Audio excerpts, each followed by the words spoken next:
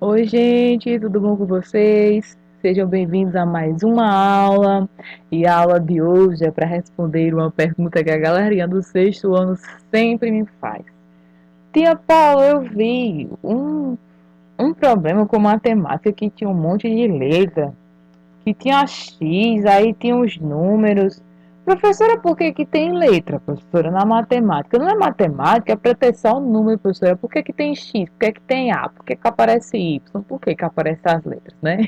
Então, a aula de hoje, gente, é para responder mais uma vez a essas perguntas que vocês me fazem, né? O capítulo que nós vamos ver hoje tem como título Valores Desconhecidos e para começar, a nossa aula, nós vamos fazer um truque de mágica. Mas antes desse truque de mágica, introduzindo para vocês o que nós vamos ver neste capítulo. Representação simbólica de um valor desconhecido, vamos resolver problemas envolvendo um valor desconhecido, vamos entender o significado da expressão algébrica e linguagem algébrica utilizada para expressar regularidades.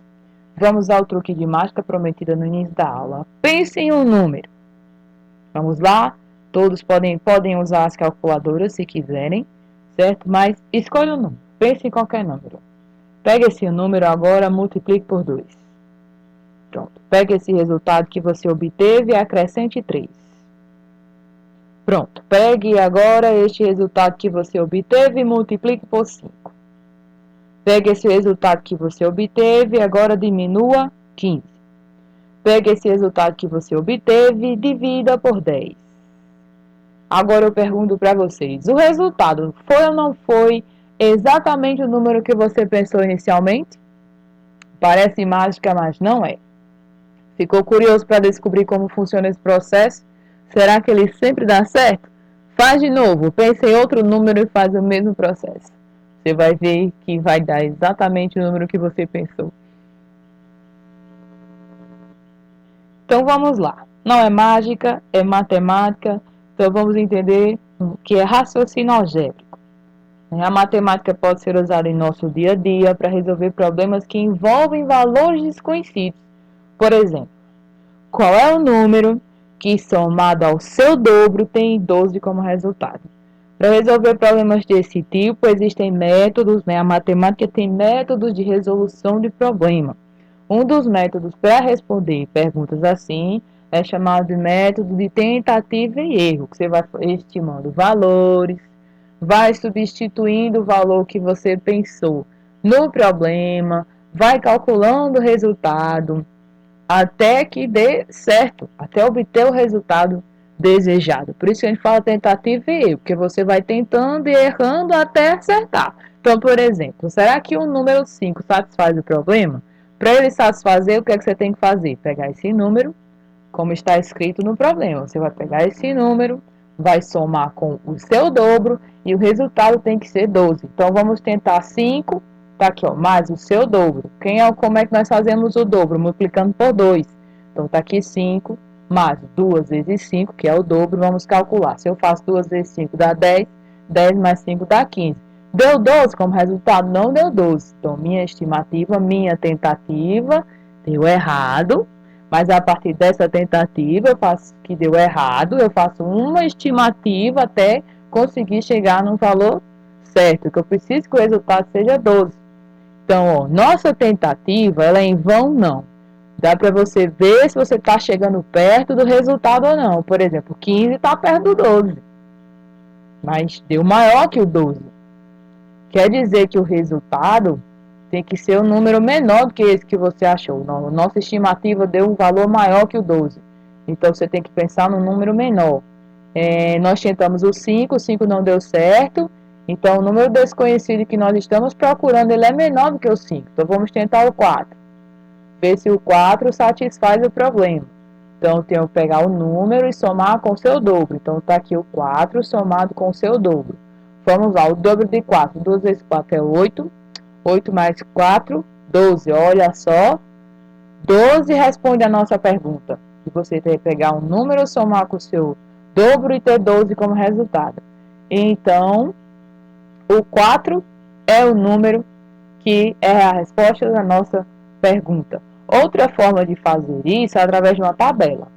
Eu coloco aqui o número que eu pensei, faço a operação e anoto o resultado.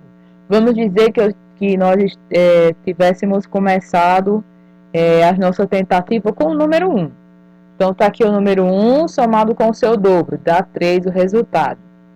Temos aqui o 2, aí aqui a operação segundo o problema, de pegar o número, somar com o seu dobro, dá 6. Está aqui o número pensado, está aqui a operação de acordo com o problema, está aqui o número somado com o seu dobro.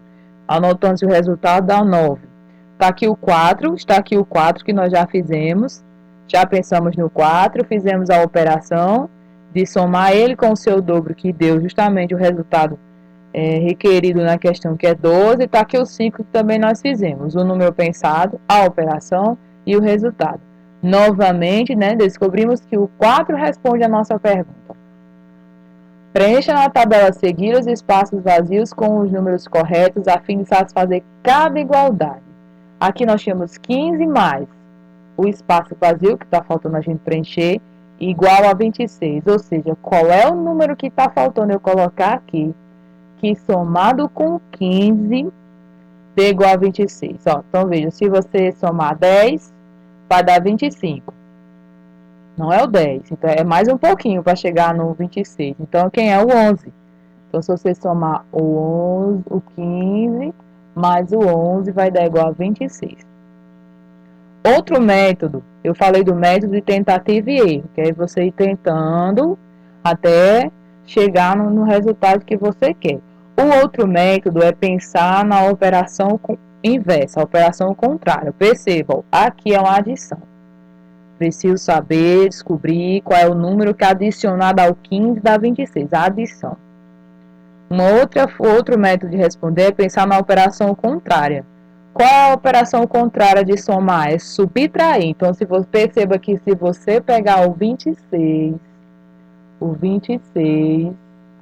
e subtrair o 15, aqui dá 1, dá justamente, exatamente o número que nós estávamos procurando. Então, como eu percebo aqui, com a operação oposta, a operação contrária, que é a de subtração, eu respondi, consegui completar o número que estava faltando na adição aqui ao 15 para dar 26. Olha essa aqui. Precisamos descobrir qual é o número que, se eu subtrair o 12, vai dar 11. Vamos ver. Por tentativa, se nós fizermos 20 menos 12 dá 8. Vou anotar aqui do lado, ou não dá 11. Deu menor, então você pensa no número maior. Se nós fizermos 22 menos 12 dá 10. Veja que ainda faltou uma para chegar no 11. Então, próxima tentativa, 23. Se fizermos 23 menos 12 dá 11. Então, pelo método de tentativa e erro, nosso resultado deu 23. Vou colocar aqui, 23. Outro método, como eu acabei de falar, vou estar sempre ressaltando isso. Outro método que não é por tentativa e erro é utilizando a operação contrária. Nós temos uma subtração. Para eu responder quem falta aqui, eu poderia fazer o contrário, que é somar. Observe, se você somar 11, nessa direção ele está subtraindo. Esse número que nós estávamos procurando, menos 12, tem que dar 11. Se eu quero fazer a volta para descobrir que número está aqui, eu vou fazer o contrário de subtrair, que é somar. Observe que se você somar o 11 mais o 12, dá justamente 23.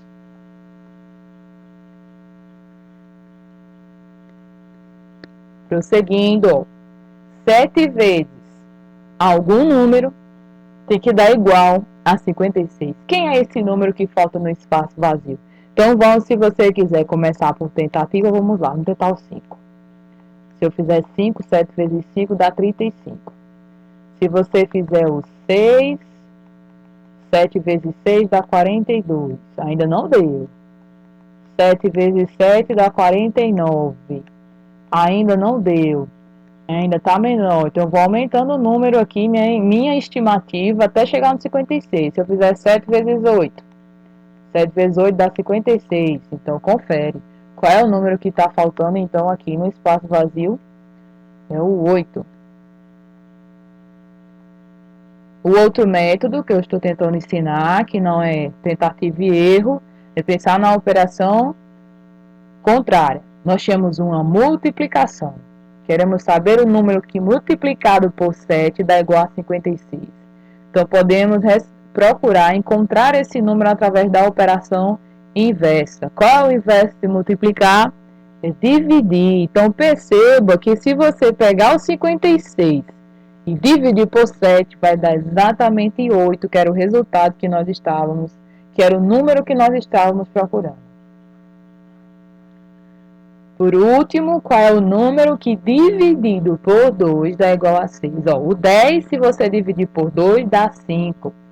Então, não é o 10. Qual é o que mais se aproxima do 10? O próximo par é o 12. 12 dividido por 2 dá 6. Então, novamente, eu fiz mentalmente por tentativa e erro. Mas eu poderia usar a operação inversa. 12 dividido por 2 dá 6. Se você fizer a operação contrária, 6 vezes 2 dá igual a 12.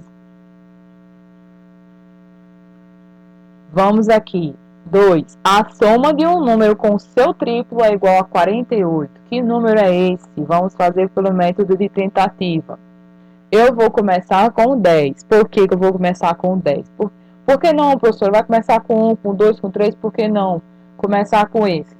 Porque 1, 2, 3 são números muito pequenos perto do 48. Então, eu vou começar com 10, já é um número um pouquinho maior. Então, se eu pegar o 10, vamos desfazer o que a questão está falando.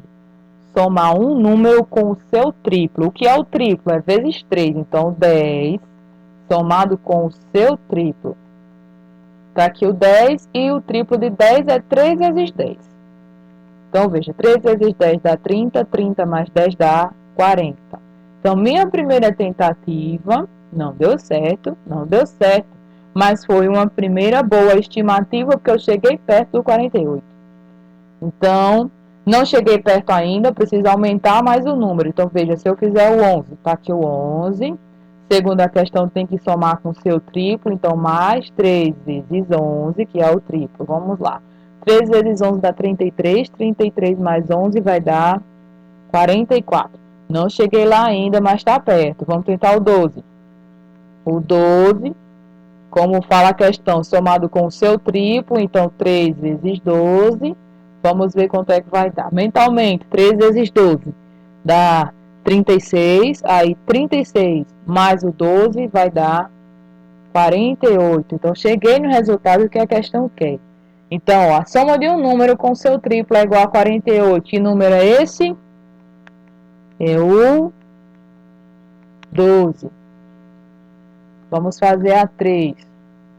A 3 diz o seguinte: um número somado à sua metade é igual a 45. Vamos ver.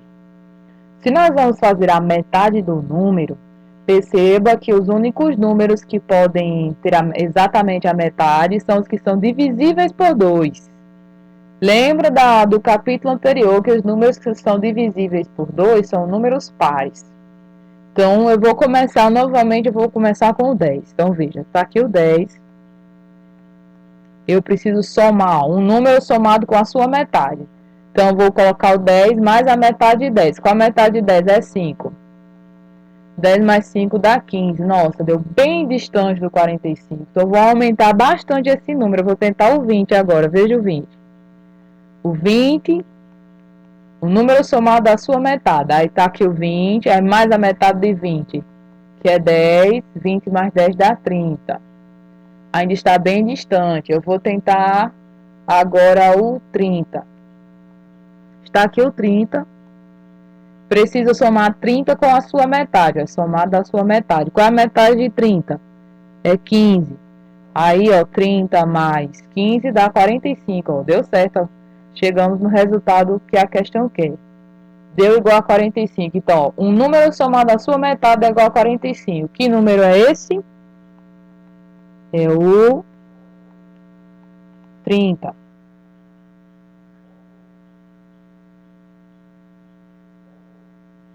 Álgebra e sequências. Agora que você já viu como funcionam as relações de igualdade, vamos estudar o pensamento algébrico por meio do esquema a seguir. Percebam, temos a figura 1. Na figura 1 tem um quadrado. Na figura 2 tem 4 quadradinhos. Na figura 3 tem 9 quadradinhos. Você consegue dizer quantos quadradinhos terá a próxima figura? E a figura de posição 10. Quantos quadradinhos terá? Podemos organizar isso numa tabela. Perceba aqui. Vou colocar aqui F para o número da figura e um Q para a quantidade de quadradinhos. Então, perceba, na figura 1 tem um quadradinho. Na figura 2 tem 4 quadradinhos. Na figura 3 tem 9 quadradinhos. Pode prestar atenção que, se você fizer nessa direção, tem um quadradinho. Nessa direção também você só conta um quadradinho. Na segunda figura, perceba, tem 2 quadradinhos por 2 quadradinhos. 2 vezes 2, 4. Na terceira figura, perceba que temos 1, 2, 3 na vertical, 1, 2, 3 1, 2, 3 na horizontal e 1, 2, 3 na vertical. E perceba que 3 vezes 3 é igual a 9. Podemos relacionar isso com uma potência. Ó. Que perceba que que o número de quadradinhos pode ser escrito como uma potência através do número de figurinhas. Ó. Perceba que F, quando é 1, tem um quadradinho, que é a mesma coisa que 1 ao quadrado. Perceba que aqui quando tem 2, na figura 2, deu 4, que é 2 ao quadrado. E 9 na terceira figura, que é 3 ao quadrado. Perceba que há uma lógica nessa sequência, que a quantidade de quadradinhos depende da figura. Perceba que na figura 1, a quantidade de quadrados é 1 ao quadrado. Na figura 2, a quantidade de quadrados foi 2 ao quadrado. Na figura 3, a quantidade de quadrados é 3 ao quadrado. A próxima figura não é a figura 4?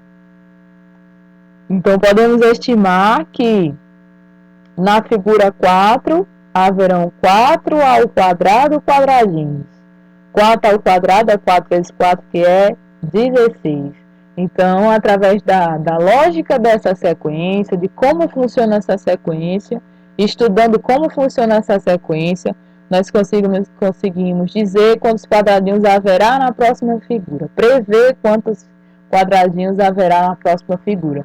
Aí ele pergunta assim, e a figura da posição número 10, quantos quadradinhos terá? Então, nesse raciocínio aqui, quando a figura for a de número 10, a quantidade de quadrados será quem? 10 ao quadrado. E 10 ao quadrado é 10 vezes 10, que é 100. Então, perceba que nós conseguimos dizer quantos quadradinhos terá a figura 10, sem ter que construir todas as figuras e todos os quadrados até chegar lá.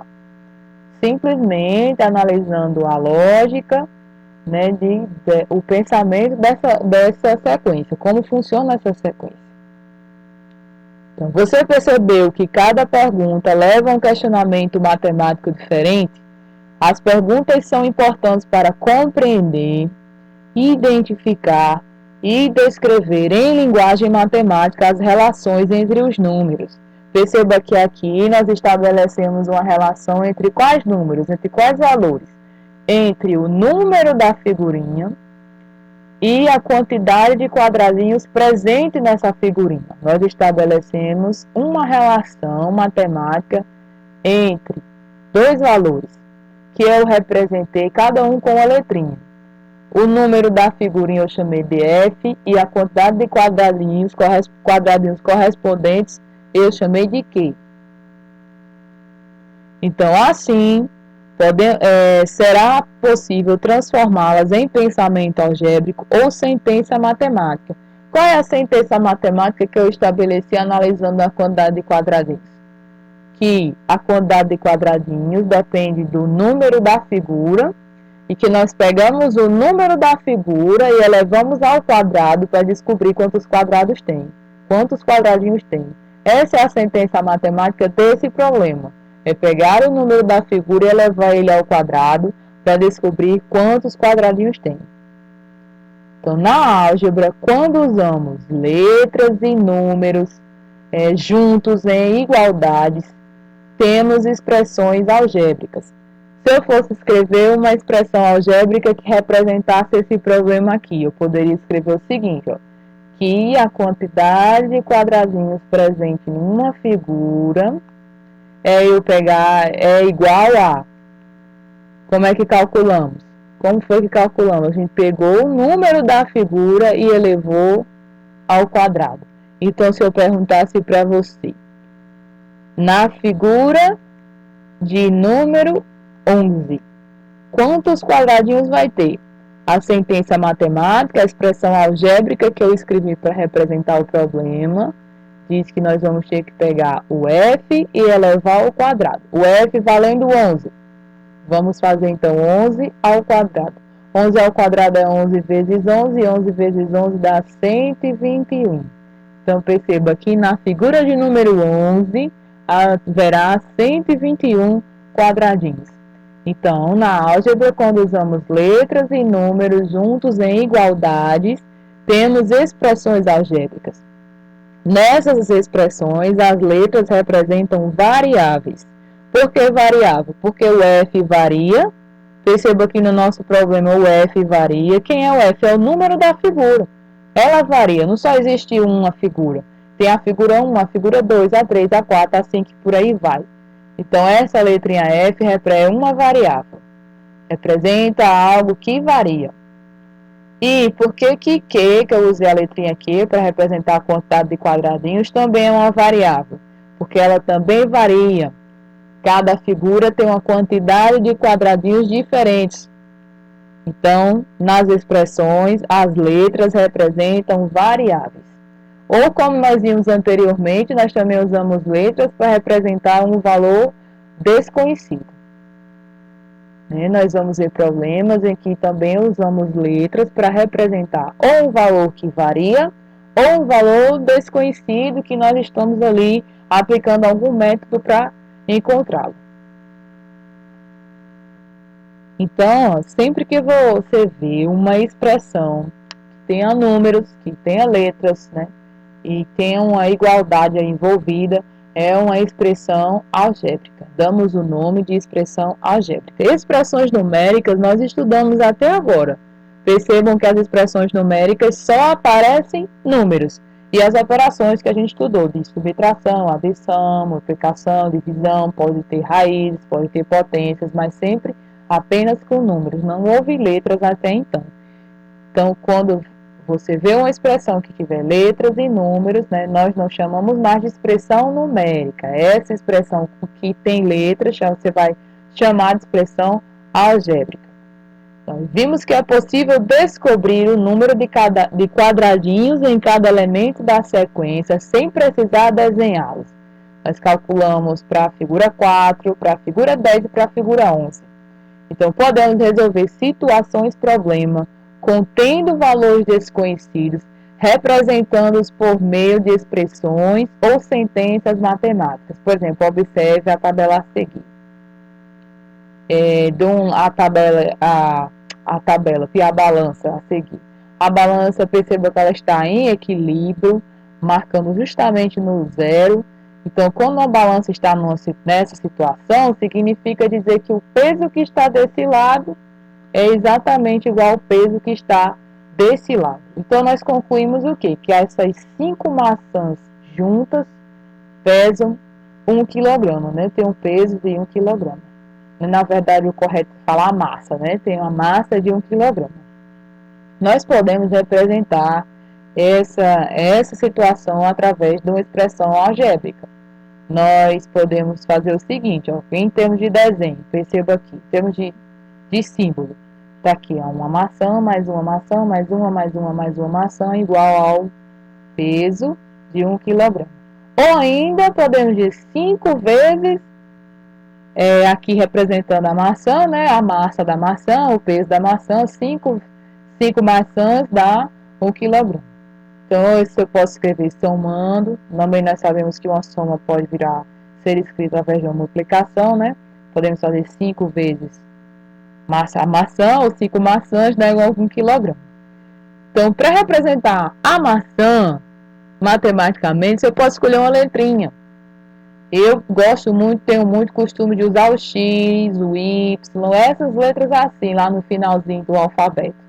Mas a letra que você escolhe não faz diferença no problema, né? Ela vai estar representando a mesma coisa. Se eu usasse X aqui, o X estaria representando a maçã.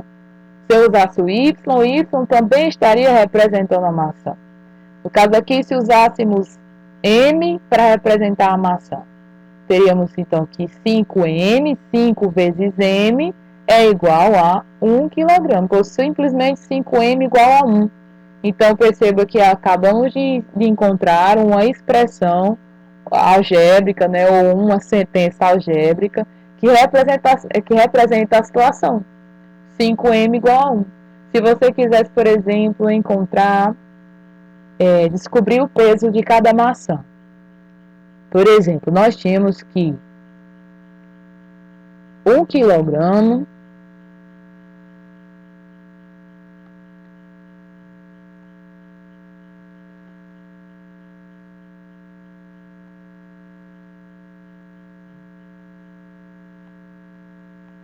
temos 5M é igual a 1 quilograma. E 1 quilograma, se você lembrar, é 1000 gramas. Então, perceba. Se 5 maçãs totalizam 1000 gramas, quantas gramas terá uma maçã?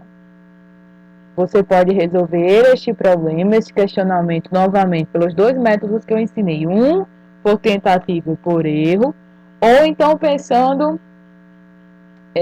utilizando a operação inversa. Aqui é uma multiplicação. Uma multiplicação. Para eu resolver ela, eu vou precisar usar a operação contrária, que é a divisão.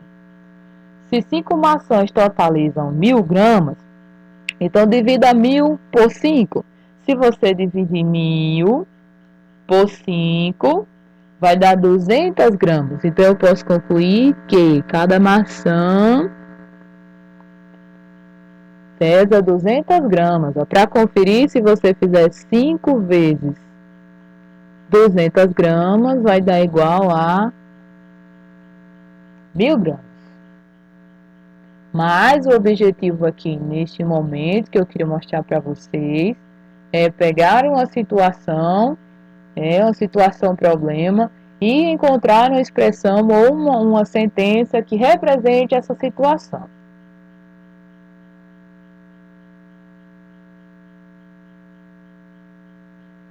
Voltemos ao problema proposto no início do capítulo, que era descobrir um número que, somado com o seu dobro, tenha 12 como resultado.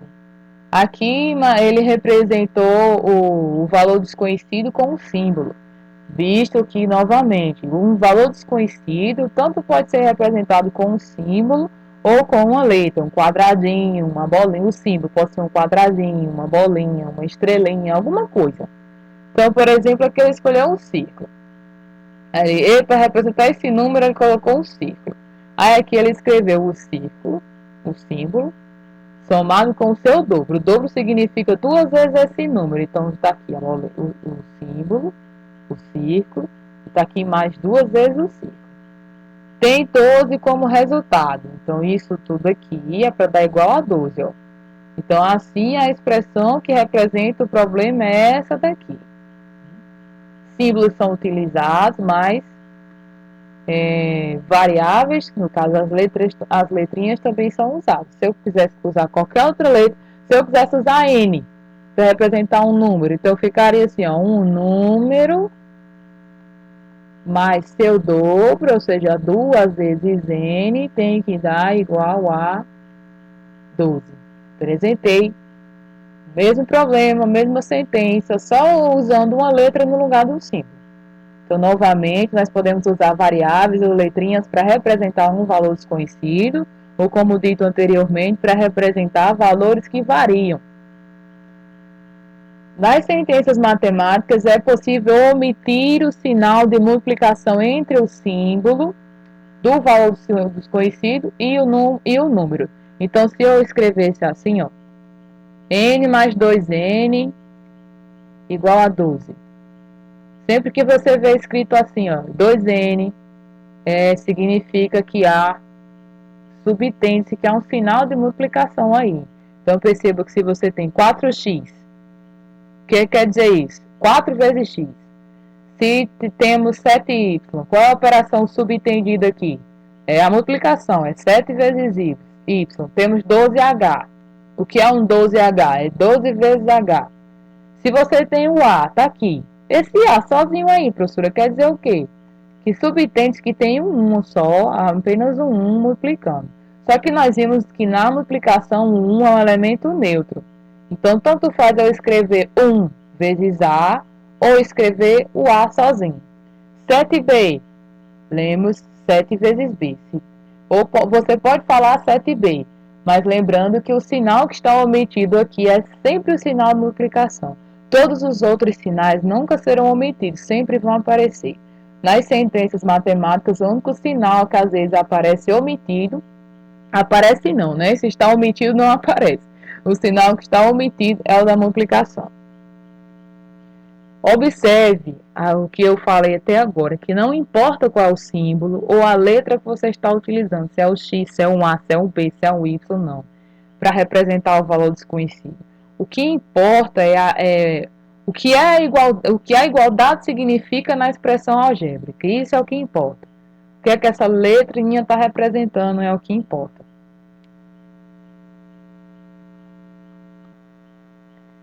Reescreva as sentenças a seguir em linguagem matemática, usando o X para indicar o número desconhecido. Aí a letra A diz um número, no caso é o X, subtraído de 9. Quer dizer o quê? Quer dizer 9 menos X. A B diz assim, a metade de um número é menos 13. Tem duas maneiras de você escrever. A metade de um número quer dizer ele dividido por 2. E esse número que é desconhecido, nós estamos utilizando o x para representar. Então, vai ficar x dividido por 2. Aí, menos 13. Eu escrevo menos 13. Qual é a outra maneira de escrever? A metade de um número é ele dividido por 2. Eu coloco assim, ó.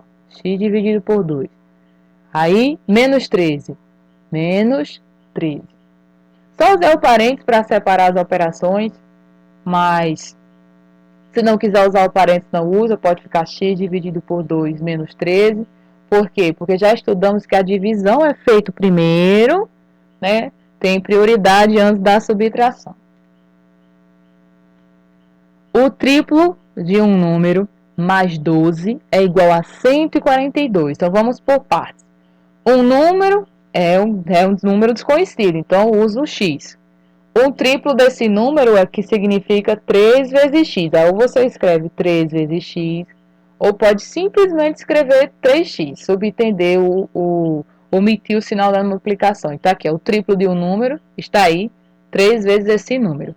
Mais 12, então você escreve mais 12. É igual a 142. Eu escrevo é igual a 142. O quintuplo de um número somado com 10 é igual a 100. Então, vamos por partes. Se é de um número, um valor desconhecido, vamos usar x. O quintuplo desse número significa 5 vezes esse número. Então, 5x. Somado com 10, então eu escrevo mais 10, é igual a 100, escrevo igual a 100. Um número elevado ao cubo é igual a 27. Se se trata de um número desconhecido, novamente vamos indicar com x. Então, esse número desconhecido elevado ao cubo quer dizer x elevado a 3. É igual a 27. Eu escrevo igual a igual a 27.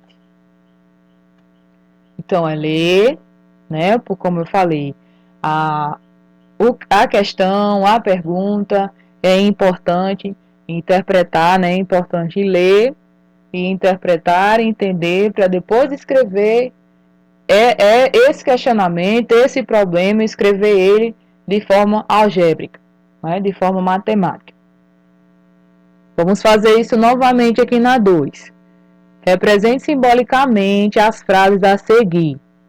Qual é a dica da questão? Use Y para indicar a idade de Maria.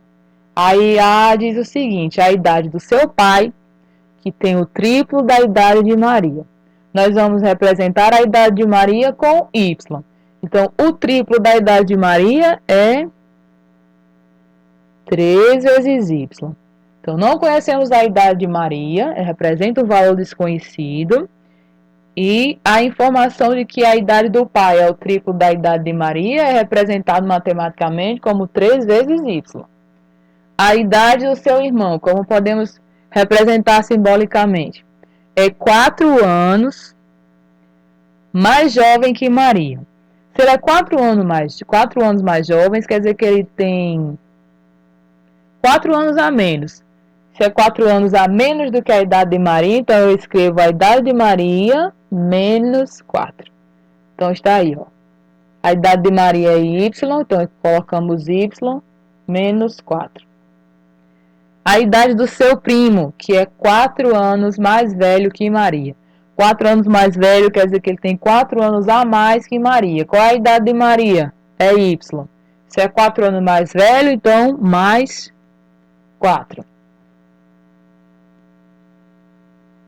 Aqui diz o seguinte: reescreva em linguagem comum as sentenças escritas em linguagem matemática. Traduzindo, reescreva no português, né? Aquilo que está escrito em matemática. Então, tentem fazer isso com as palavras de vocês, certo?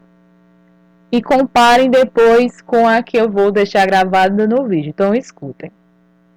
Eu vou apenas falar, certo? E vocês reescrevem aí.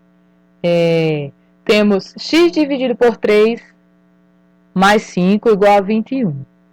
X apresenta um número desconhecido. Então, nós podemos falar o seguinte, ó. Podemos falar o seguinte, ó. A terça parte de um número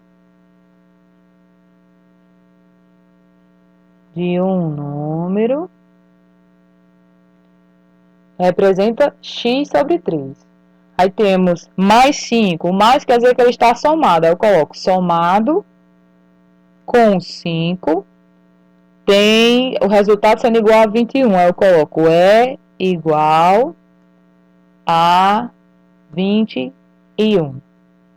Então tá aqui, ó. Reescrevi em linguagem comum, em português, as sentenças escritas em linguagem matemática. Então a terça parte de um número somado com 5 é igual a 21. Vamos tentar essa, ó. Temos 10 vezes x menos 1 igual a 0.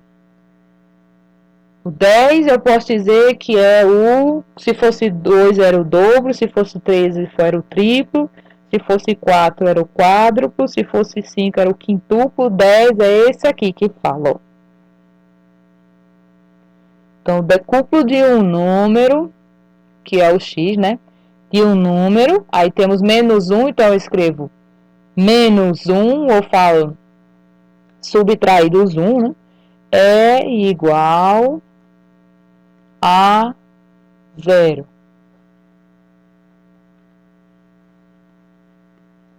Esse aqui, temos 6 vezes x mais 2 vezes x igual a 8.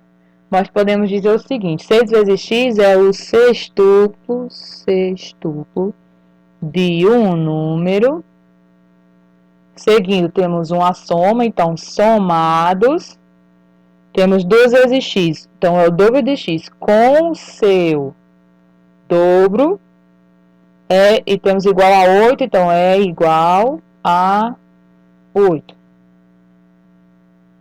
Então, pessoal, por hoje é só. Espero que tenham gostado da aula e compreendido que na matemática usamos as letras, usamos sim variáveis, usamos letrinhas simplesmente para representar valores que estão desconhecidos, que nós vamos aplicar métodos para encontrar esses valores, ou para representar variáveis, como aquele problema das figurinhas com os quadradinhos que nós fizemos.